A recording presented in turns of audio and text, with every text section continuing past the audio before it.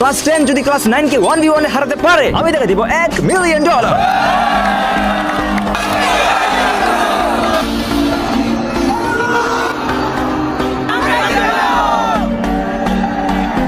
Guys, তোমরা দেখতে চলেছো মানব জীবনের প্রথমবার ক্লাস 9 এবং ক্লাস 10 মুখোমুখি হতে যাচ্ছে এক বিশাল লড়াইয়ের জন্য। কে জিতবে আর কে হারবে এবং কে উঠে যাবে ফাইনাল রাউন্ডে। এই বছরের চ্যাম্পিয়ন কে হবে কাইতলা জগৎসর উচ্চ বিদ্যালয়ের? চলুন দেখা যাক আজকে এই ভিডিওতে।